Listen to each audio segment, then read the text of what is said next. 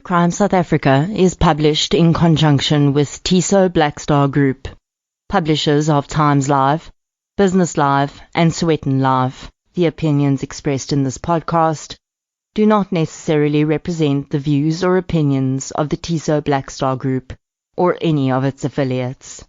Welcome to True Crime South Africa. I'm your host, Nicole Engelbrecht, and you're listening to the first in our interview segments, TCSA People. I've mentioned on a few occasions that I wanted to start interviewing people related to the true crime arena. And when I covered the serial killer Moses Sithole in episode 9 last week, I thought it would be the perfect opportunity to start. This week, I'm chatting to one of our listeners, Charmaine Ó Neale. In 2004 and 2005, Charmaine visited Moses in prison as part of a church group, and she became pen pals with him. In today's interview, she discusses her experiences and reads us parts of the letters that Moses sent to her.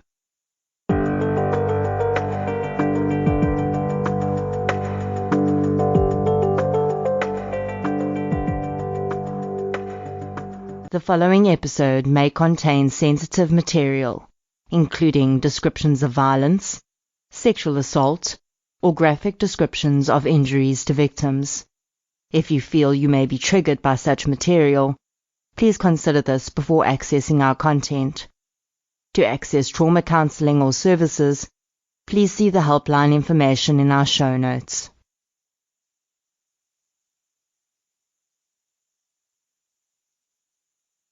Thank you very, very much for agreeing to be interviewed. I really do appreciate it. Pleasure.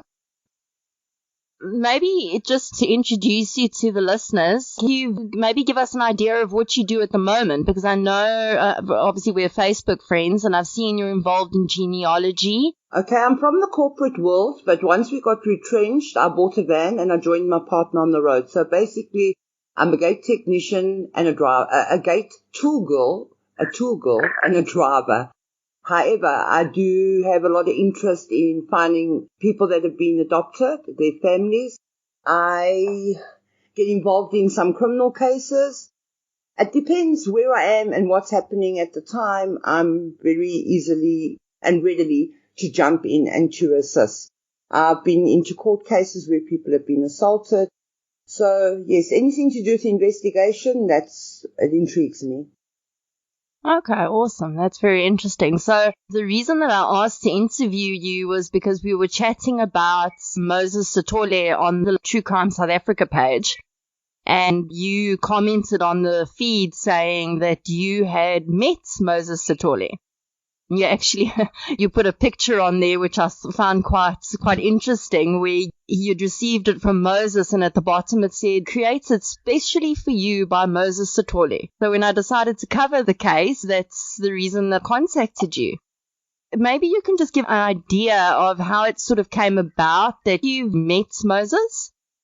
Okay, I was involved in prison ministry, but not ministry as such. I didn't go in to preach. One of the girls that I knew had been arrested and had disappeared off the face of the earth.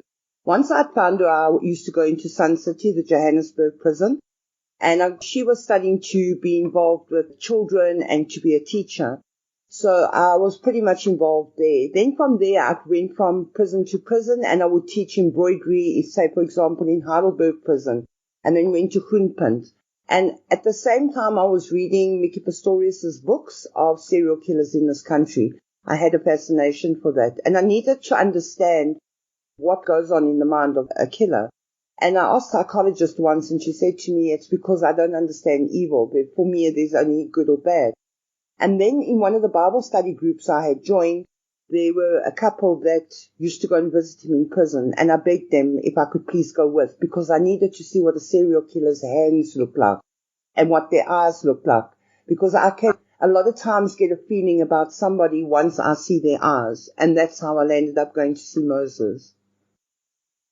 It's interesting that a psychologist of all people would say to you that you don't understand evil, because I think that's quite a strange statement for a psychologist to make, because they would usually take the sort of scientific approach to, the mental illness side and that sort of things.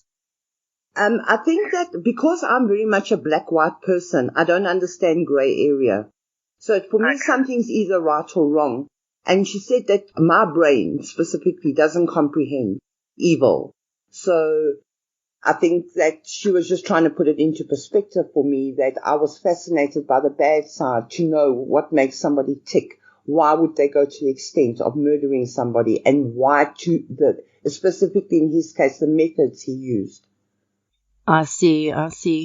So the day you knew that you were going to go into the prison and you were going to meet Moses, what was running through your mind?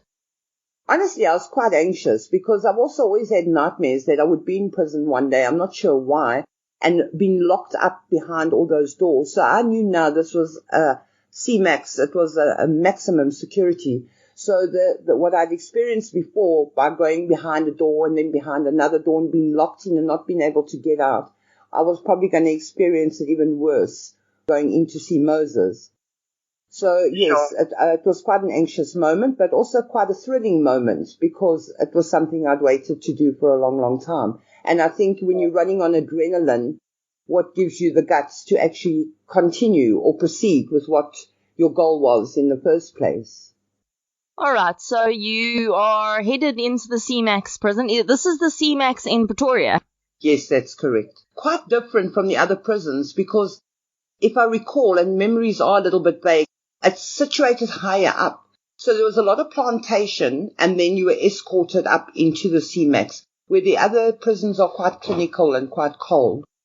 For those of us who have never been into a prison before, just so that we can picture you going in there, what sort of security measures are taken as you go into the prison? I'm sure there's searches and that sort of thing. Yes, there are. There's searches at the initial gates. I'm talking for all prisons. For example, I'll go to Sun City Prison. Once you get onto the bus and you reach the top at the women's prison where I used to go into, you are searched again. And once you go inside into the prison, you are searched again. So there are specific things you cannot take in with you.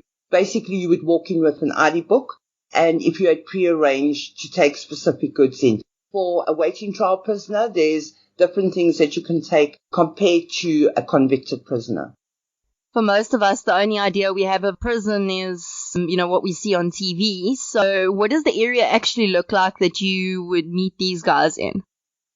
For a normal prisoner in other prisons, it would be an open area, almost looks like you're sitting at a bus station, so there would be benches, and you wouldn't be able to really identify a prisoner. I know the very first time I was quite shocked because they also their prison outfits, uniforms, if you can call it that. So in the women's prison, they would put slits at the back and make pleats. They would be wearing makeup. Their prison uniform was, if I recall, a blue one, and it had pretty flowers on it. So it would be your normal neighbor next door. You wouldn't recognize them. You're always looking for somebody that looks different. You're looking for somebody that you can identify as this is a bad person. And when they're sitting amongst you, you can't. In C-max, it was different. He was in a prison uniform, and we saw him behind glass. Because of the crime he committed, you cannot have contact with him, so you would talk behind glass. Ah, okay. All right. And are there like intercoms on either side, or are you just talking sort of straight through the glass? Honestly, I can't remember. There must have been because we could hear each other quite clearly. So Okay. I remember that, again, I wanted to see his hands. So when the people that I were with prayed, he put his hands up. Everyone had their hands up on the glass between us. And I remember putting my hand against his hand, obviously with the glass between us.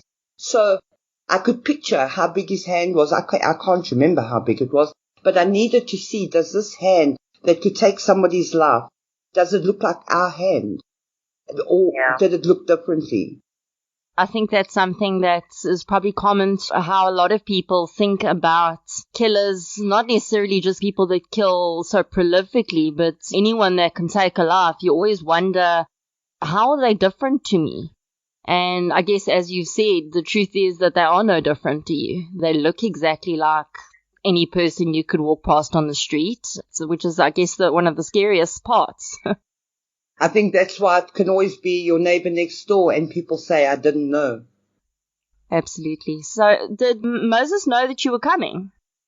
Yes, he did. They do tell them what happens when you get in. Like, again, I will talk normal prison to Moses' imprisonments, is that you would fill out a little piece of paper requesting the prisoners that you'd like to see. So then they go with that piece of paper to the prisoner, and then the prisoner agrees whether they'd like to see you or not. And then they call the prisoner forward and he comes through. So in a normal prison, when I was in the women's prison, I would call 4 or 5 prisoners at the same time because some of them never got visitors. But with Moses, it was obviously only Moses that we saw. And the Afrikaans prisoners from the Volksstaat that were in prison, Ferdy Barnard and them, they were actually in the background. I wouldn't have recognized them. The people I was with pointed them out to me. So behind the glass, they seemed to walk quite freely. All right, that's interesting. So he comes in. It was yourself and how many other people from this group that visited him? It was myself and my partner at the time, and then the 2 people that were involved in prison ministries. And the person that was involved, he was an ex-prisoner himself. So he promised God that he would open Matthew 24 if he ever left prison. So I think that's why the person I was with had started his own ministry, and he understood prisoners because he came out of prison. In total, to answer your question, 4 of us. Okay. All right. And how many women out of those 4? 2. 2 women and 2 males. So as he entered, what was sort of first impression? Was he sort of friendly guy? Was he more withdrawn? What was your first impression of him? I think my first impression was quite astounding because if you've read Mickey Pistorius' books, you will see a picture of him in there, and he looks terrible. He looks like I would picture a prisoner. Yet this man that came out, his face was so light and so clean, if that makes sense to you. His eyes were bright. He looked like my friend. That's what he looked like. There was none of that picture like when he was arrested. I was looking for this hardened person, and he wasn't. He was just so filled with light inside of him. That's the only way I can explain it. That must have taken you aback quite significantly because I probably wouldn't expect that either. And also he was extremely friendly. That's something that I picked up quite a lot in researching the case, was that I think one of the reasons he was so successful in manipulating his victims was because he was apparently a very charming, friendly guy. Was that your impression of him as well? Yes, very much. Very charming person. And in fact, we corresponded by letters later on, and you will see the charm come out in the letters. So I got a clear picture of how he enticed his people, because if he used that same charm, it was very easy to befriend him. In your initial visit with him, I know you said you guys prayed for him. Did you have much time to chat with him, to converse with him about day-to-day stuff? I honestly don't remember going into lengthy conversations with him, but according to his letters, I impressed him the first time I was there with the conversation and the positiveness that I had. But I don't remember what I said to him. Maybe in the nervousness, I've kind of blocked it out over the years, but it obviously did make an impact. And that's why he was ready to probably write to me. And another thing is that I was told before that they can never change. You cannot reform or rehabilitate a serial killer. So I knew that I wanted his story. I think my main objective somewhere down the line was to befriend him, to see if he would open up to me, that he could explain to me what goes on in the mind of a serial killer. But the half an hour or 40 minutes that we saw him the first time was not enough time to even discuss anything like that. It needed time to build a relationship to kind of broach that kind of subject. In speaking to you now, I mean, you come across as a very confident person. You come across as the type of person that is, very easy to talk to. So I guess I can sort of understand, how he would feel almost comfortable with you immediately. At the end of that initial meeting, was there any indication from either side that you wanted the communication to continue? Yes, I think that I asked him if I could write to him, and he agreed. I'm not sure how I gave him my address at that point. I think I perhaps got the address from the people that I was with, because they were in constant contact with him. They are the people that organized him a computer in prison. So if I remember, I think that I got the address. He did agree for me to write him, and that's how it started. That's how we kept contact for a short period. Okay. All right. So how long approximately after you initially saw him, when would you say, did you send the first letter? Yes, I would have sent the first letter. Okay. And how long approximately afterwards was that? Do you remember? It would have probably been immediately, so possibly in the following week. I can read you parts of the letters.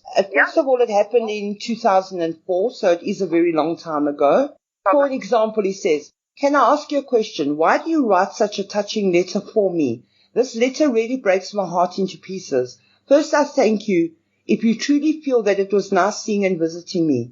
Please pass my greetings to your friend. I think that you are a very special person, good heart. Tell me the many different reasons. I'd like to know early things, for that will help me to know, care, and handle the relationship." Now that word relationship freaked me out a little bit, because he kind of immediately cut the person I was with as, okay, so he was a tag along, but you and I now have a relationship. We have a friendship from his side. That's what he's saying. You are very beautiful, and calling me sweetie, and using words that were making me very uncomfortable, because you are the strange person. And I felt like you crossed that line very quickly. You started to see it as a relationship, and that was never my intention. That is first response back to you, or one of the first? I think that was the first response back to me. He says, yeah, I pray, hope, and believe that our relationship or friendship would not reach the point where I would hear you telling me that I did something you do not like. So it seemed like it was important, Nicole, that he was liked. I do not say that I will be perfect. I know my shortcomings, weaknesses, and strong points. Let me say this. The only thing I can promise you is this. I would never take you for granted or manipulate you in any way. Please believe if I say something to you, you must know that I mean what I say, and I say what I mean and feel. I also promise to be open, honest, and truthful in everything, unless if I feel that that chapter of the situation or discussion is closed in my life. I have things that I do not want to bring up again. Never. It's amazing to me that he dives so deeply into these types of conversations so quickly, and I can understand why that took you aback. I think that my purpose was kind of shut down there, because he's saying to me, there are certain things we are never going to discuss. Yes. So what the perception I got was, we are prepared to discuss things between me and you, and maybe what God has done in our lives. But if you're taking me back to the place I come from, we are never going to discuss that. What's interesting is that, and I think I mentioned this to you in one of our messages, and it's around this exact same time, there was an author. She initially made contact with him, and he had ignored her for several years, and then eventually he made contact with her around the same time that you were communicating with him. He had asked her to write his biography. She had been visiting him, and, she started the project. He had also started to become very early on. He became quite a lot more personal than she wanted him to. So I wonder if sort of saying to you outright, we're not discussing my crimes to a certain extent, that wasn't him reacting to how this author, their whole interaction. It's a possibility. My letters, are dated because I photocopied everything I wrote to him as well, in case anything ever happened to me. And it wasn't like today where there were cell phones, they could put a hit on me. And I also gave a PO box address, not my physical address. But I know that there were ways and means. But I have correspondence from December 2004 right up until Feb 2005. And then I don't see another later stamp. I have November, as well, 2004. And he never ever wrote to me by hand. He always typed to me, which was quite interesting. Did you respond saying you understand he doesn't want to discuss his crimes, or did you sort of just skip over that? I just skipped over it. I thought within time might be able to bring him back to the point. There's another piece I want to read to you here. Charmaine, I cannot turn the hands of time. Even if I wish I could, I couldn't. I cannot change what happened. Nevertheless, if I can be given a chance to do better, oh, believe me, I would. Life does not always dish positive things. One of the things that I have notes in my life is that we differ the way we take our problems, troubles, and difficulties, the way we face these. Not all of our reactions are good. Someone once said that problems do not leave us the same. This means that they can either destroy or build us. True that. Is my interpretation of black as white, as you say, right, that it stands for right and wrong, or good or bad? Is that what you used to saw? Is it correct to say that grey area is the mixture of two colors? If that is the case, does this mean that you are now saying that you come to know that no one is totally bad or good? Is that what you say? If it is, so allow me to thank the Lord for opening your eyes, mind, heart, soul, and spirit. Oh, please tell me if you think I missed the point regarding this area. But let me say it now, that I look to your face. I see a very strong person, and reading your letter, I sense that you are determined and dedicated to whatever you do and say. You said it yourself, that in turn, these situations has taught you compassion, understanding, and empathy. You have learnt a lesson that you cannot find in any school, college, or university for that matter. You know, life has its strange ways of teaching us things we cannot find by a normal way. If you just read that to me and I didn't know who was writing it, I would think that guy's got a really good understanding of humanity. And, he's a wise guy. And then if you consider the fact that we know who's writing it, does that really change that? Because I sort of agree with him that no, we aren't all good and we're not all bad. There is a mixture in this. Moses Sithole is quite a wise guy. Would you agree? I think that he is. I think that he has plenty wisdom. I think that he tries to understand. I think he analyzes the person he's dealing with to see where they are coming from, how smart they are. I think he uses that to his advantage. So he's a manipulator in his own right. But the way that he presents it shows a caring. I'm listening to you, Charmaine. Explain to me. I really want to understand this. That's how I see it. But because, as you said, we know who it's coming from and we understand how the crimes were committed, it makes a lot of sense and why people were drawn to him, because he probably was very attentive to those people as well. You don't have a job. Let me help you. Let me take you. Come with me. So that people are drawn to somebody else's kindness. I fully agree with you. So after those initial letters, what would you say? I mean, you did already say in the first letter you started getting warning signs. What led you to eventually cut off contact with him?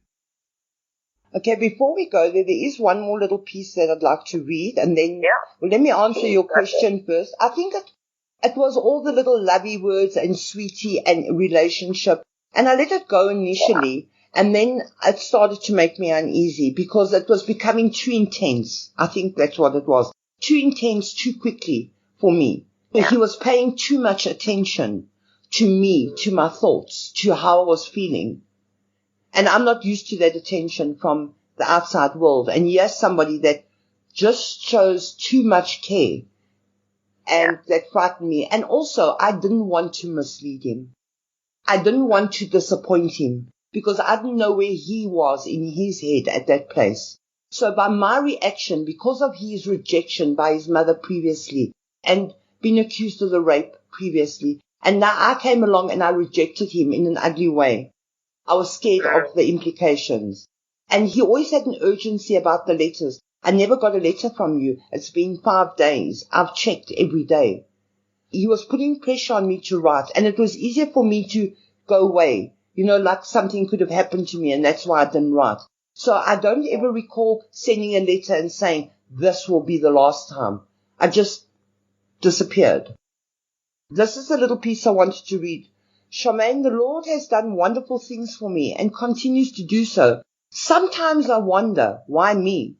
Listen, my life has been broken pieces from long ago and at a very early age, and never thought that God cares about me. When nobody cares, you also don't care what happened. You do not even care about what you are doing, and do not care whatever people think or feel about you. Things happened in my life, and I reacted to them very badly. It was during my trial that someone introduced me to the Lord. So basically that's the part I wanted to read, that he was in a place where he didn't care. I want to interject here for a moment, because when I went back to listen to the recording of the interview, I realized a strange thing. Moses' words are so well put together, and so unlike what I was expecting, that I was drawn in for a minute. For a very brief second, it almost seemed as though this guy could be someone I could have a conversation with. And then I remembered what Moses Sithole was really good at: manipulating people. And finally, I almost understood how more than 40 women could have been convinced and lured by him. I wanted to clarify that because I realized that my reaction may sound a little odd. Moses is a highly intelligent human being, there's no doubt about that.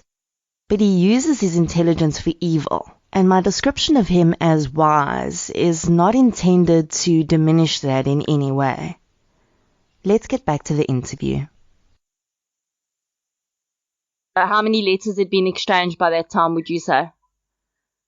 More cards. So the main letter, I thought I had a second letter, I just can't seem to find it, but he made me cards. So he made me Psalm 91, computerized on beautiful paper, like a photographic kind of paper.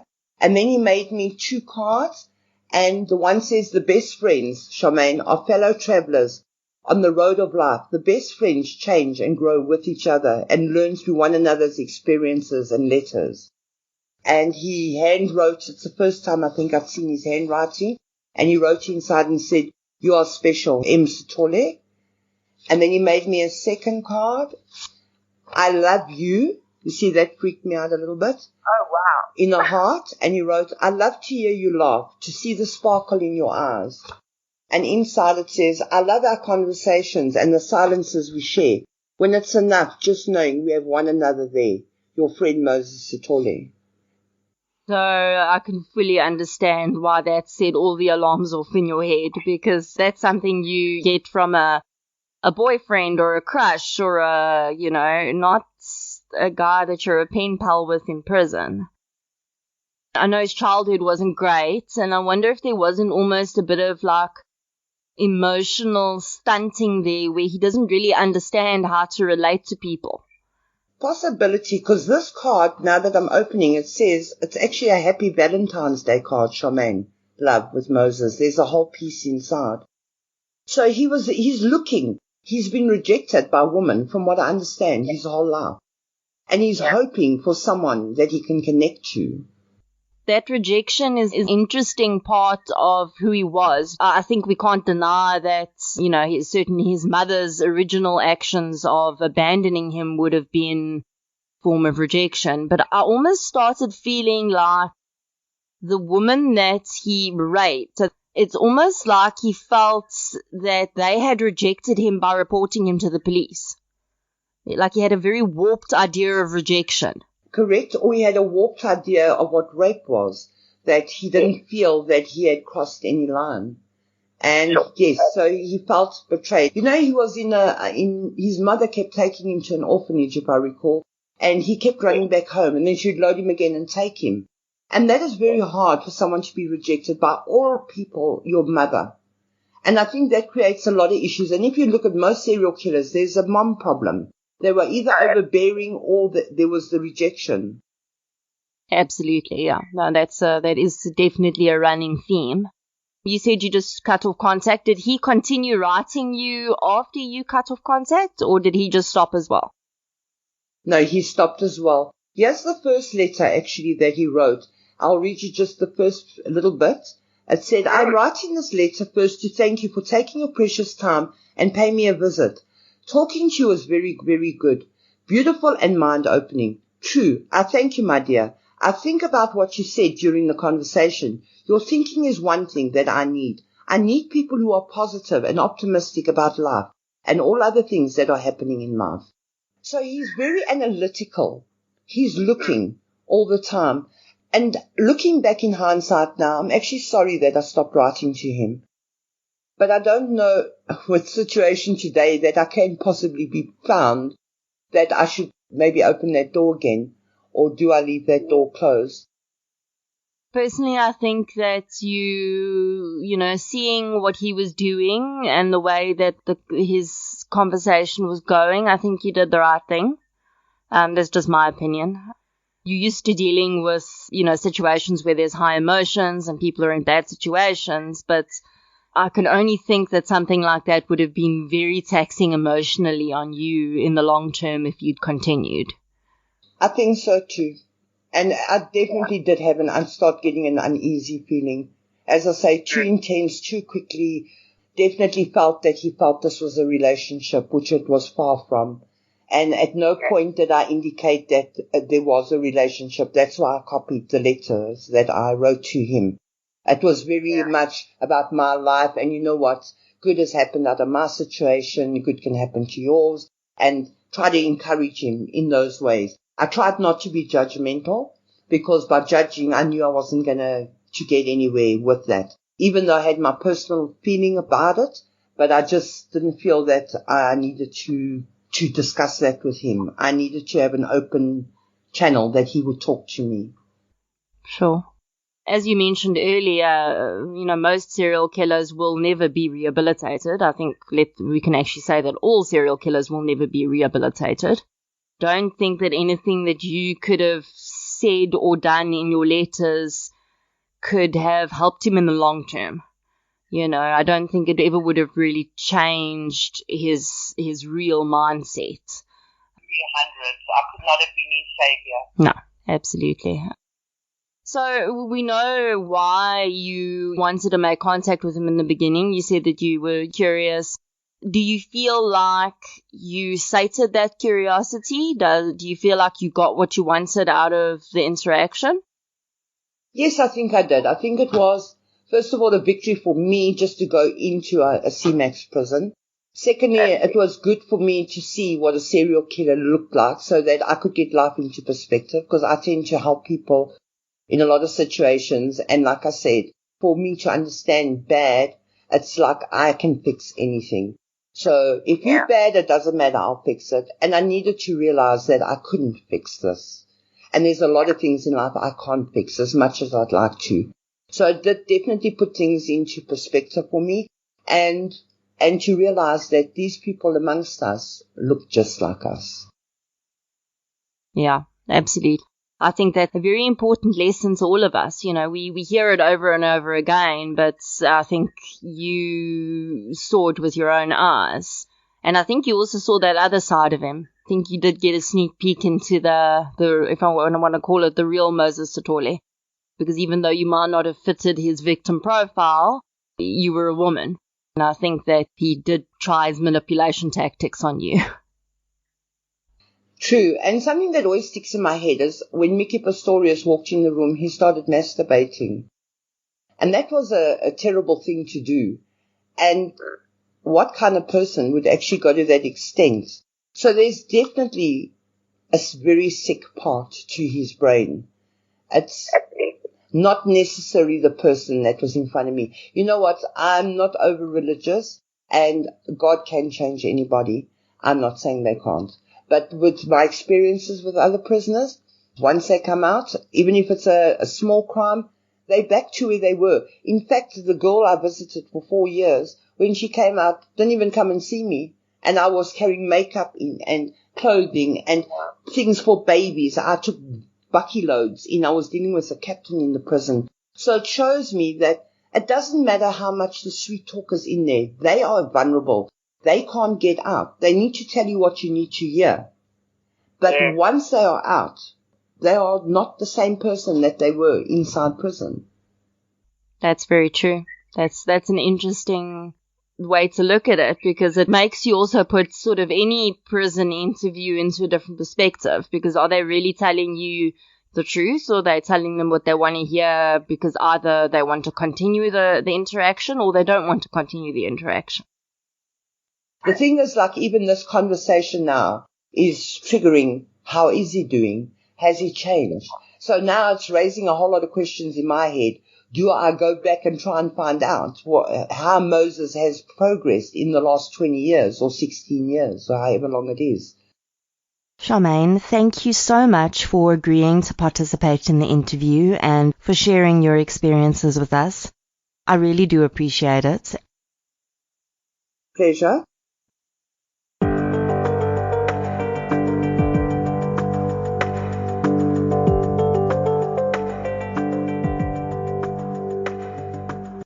I find the letters from Moses fascinating for a few reasons.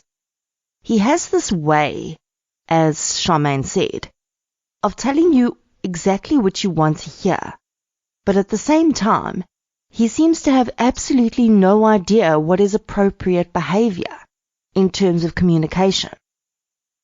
Where other people are happy to start a pen pal friendship with niceties, casual banter, and introductions, Moses jumps straight to the terms of endearment and even tells people he loves them. I also found that his letters seemed to be very much about him, and even when he was discussing other people, it was always in relation to himself. I guess that speaks to his narcissism. I hope you enjoyed our first interview. I'd like to thank Charmaine Ó Neale again for participating. I think you gave us all lots of food for thought. I'd love to hear what you think about Moses' letters, and you can reach out on Facebook, Twitter, and Instagram.